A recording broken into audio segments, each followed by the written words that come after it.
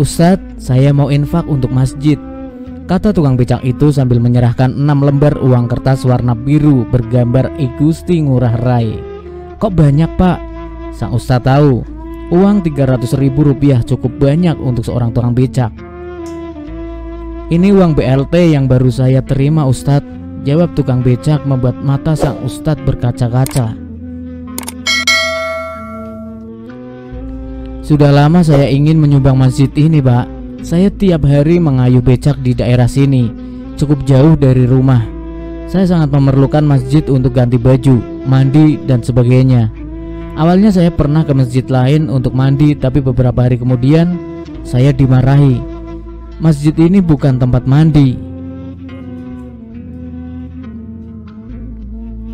Lalu saya datang ke masjid ini karena dengar dari teman, Masjid Jagokarian sangat ramah untuk siapa saja.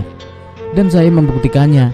Saya mandi pagi dan siang hari tidak ada yang memarahi, bahkan dipersilakan jika butuh sesuatu. Saya jadi suka dengan masjid dan suka sholat jamaah, Ustadz. Sejak saat itu saya sangat ingin berinfak untuk masjid ini jika punya uang. Dan alhamdulillah, sekarang saya dapat BLT. Sang ustadz tak kuasa menahan tangis karena haru.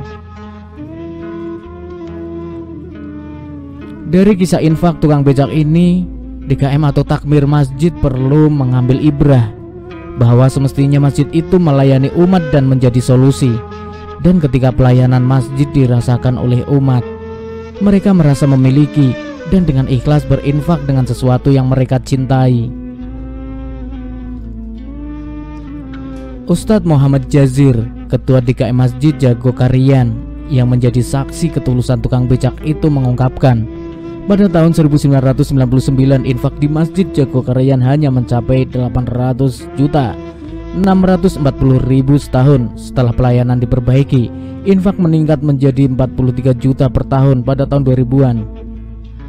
Meningkat terus pada kurun 2006 sampai 2008 menjadi 225 juta per tahun, lalu 354 juta pada 2010, dan kini untuk infak buka puasa saja mencapai miliaran rupiah. Kedua, kita semua juga bisa mengambil ibrah dari tukang becak yang sangat ingin berinfak.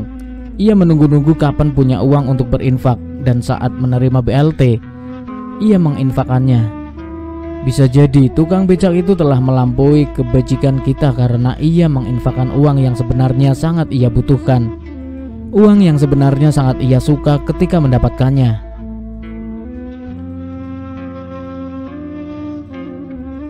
Kamu sekali-kali tidak sampai kepada kebajikan yang sempurna sebelum kamu menafkahkan sebagian harta yang kamu cintai.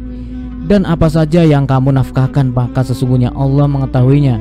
Quran Surat Al-Imran ayat 92. Kisah infak seperti ini hendaknya menguatkan kembali semangat kita untuk berinfak, yang dengannya kita bisa mencapai kebajikan yang sempurna, yang dengannya kita mendapatkan cinta dan pertolongan Allah Subhanahu wa Ta'ala, yang dengannya musibah tersegat dan bahagia hadir dalam jiwa, dan dengannya semoga kita mendapatkan ridhonya dan dijadikan ahli surga. Amin ya robbal alamin.